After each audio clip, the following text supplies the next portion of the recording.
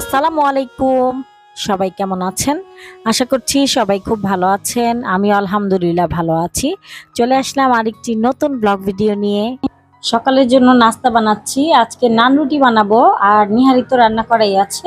নান রুটির জন্য এখানে 2 কাপ ময়দা নিয়েছি, 1.5 টেবিল চামচ ইস্ট, 1 টেবিল চামচ চিনি, পরিমাণ মতো লবণ আর কিছুটা তেল দিয়ে আমি মিক্স করে নিচ্ছি কুসুম গরম পানি দিয়ে। আমি একটু ঘিও দিচ্ছি সাথে, এতে করে আমার হাতেও লাগবে না মাখার সময়, আর ঘিয়ের ফ্লেভারটা খুব ভালো আসে নান রুটিতে। এখন আমি রেস্টে রেখে দিব আধা ঘন্টার জন্য। আধা ঘন্টা পরে আমি রুটিগুলো বানিয়ে নিচ্ছি। ছোট ছোট করে বল বানিয়ে রেখেছি, এখন রুটি বানিয়ে নিব। লম্বা আকারে রুটি বানাবো আজকে।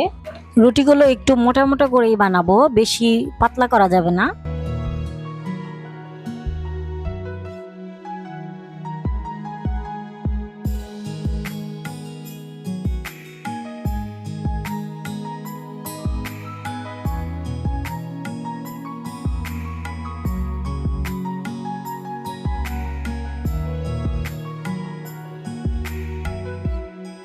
রুটিটা কয়েক সেকেন্ডের জন্য ঢেকে দিব।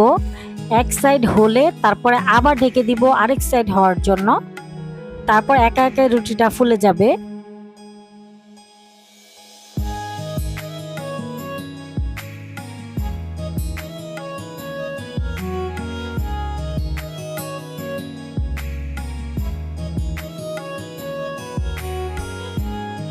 সেম ভাবে আমি সবগুলো রুটি এভাবে ভেজে নিব।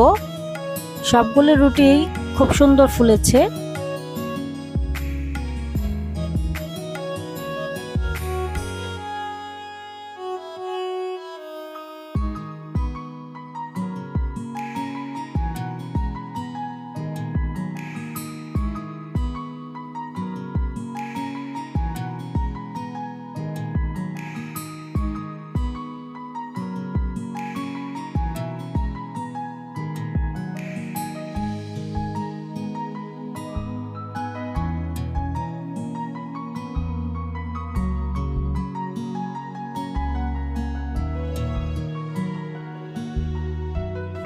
রুটিগুলো খুব মজা হয়েছে, ঘিয়ের ঘ্রাণ আসছে আর সবগুলো রুটি খুব সুন্দর ফুলকো হয়েছে।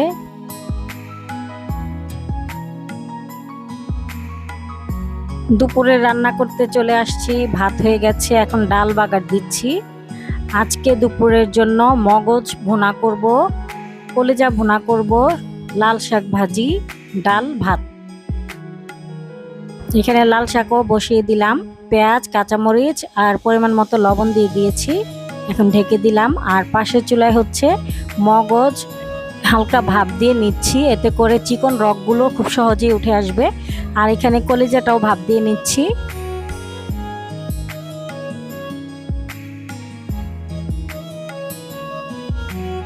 এখন সবগুলো রগ উঠিয়ে ছুরি দিয়ে আমি চপ করে নিব।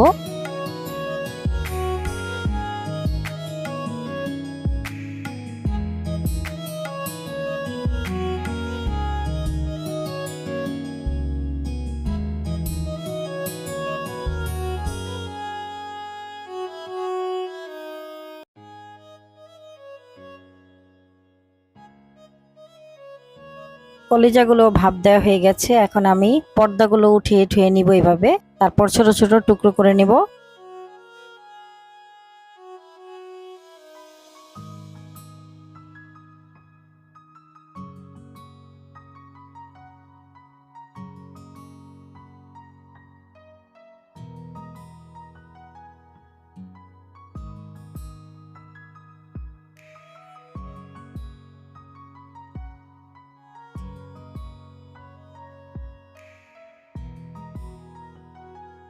এখন আমি লাল শাকটা বাগার দিব। এখানে আমি 2টা শুকনো মরিচ ছিঁড়ে দিয়েছি, রসুন পেঁয়াজ দিয়ে বাগার দিব।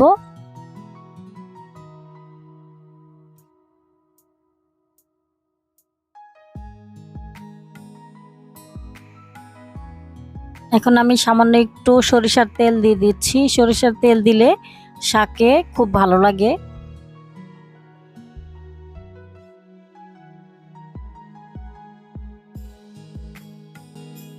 এখন আমি গরুর মগজ ভুনা করব। এখানে আমি গরম মশলা দিলাম, দারচিনি, এলাচ, লবঙ্গ, পেঁয়াজ, কাঁচামরিচ, পরিমাণ মতো লবণ দিয়ে ভেজে নিলাম।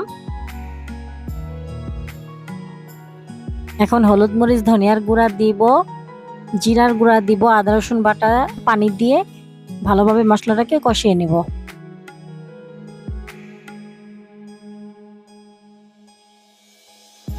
পাশের চুলায় গরুর কলিজা রান্না করব, এই জন্য পেঁয়াজ ভেজে নিচ্ছি। এখানে তেজপাতা, দারচিনি, এলাচ, লবঙ্গ দিয়ে দিলাম, হলুদ, মরিচ, ধনিয়ার গুঁড়া দিয়ে দিলাম, একটু গরুর মশলা দিলাম, রাঁধুনি গরুর মাংসের মশলা, তারপর পানি দিয়ে আদা রসুন বাটা, জিরার গুঁড়া দিয়ে মশলাটাকে কষিয়ে নেব।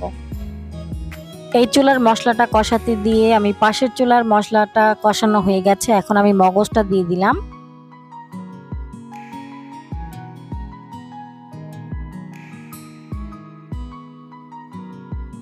এই মশলাটাও কষানো হয়ে গেছে, এখন আমি কলিজাটা দিয়ে দিচ্ছি।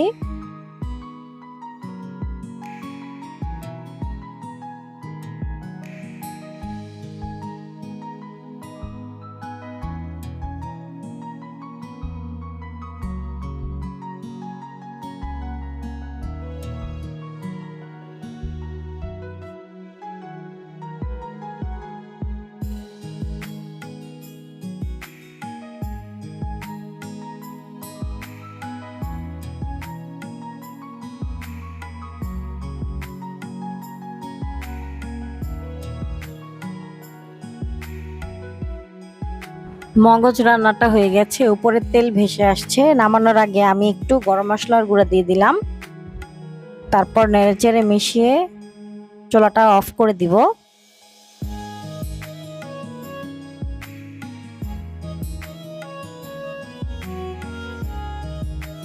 কলিজার রান্নাটাও হয়ে গেছে, নামানোর আগে আমি একটু গরম মশলার গুঁড়া দিয়ে দিলাম।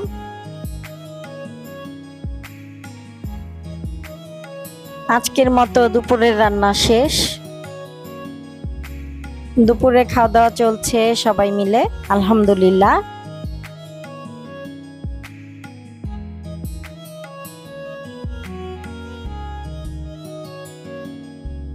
বিকালবেলা বাচ্চারা আইসক্রিম খাচ্ছে আর চিপস খাচ্ছে। তিন ভাই বোন থাকায় তাদের কোনো একাকিত্ব মনে হয় না, তারা বোরিং ফিল করে না, তারা খুব সুন্দর এনজয় করে তিনজন, মাশাল্লাহ।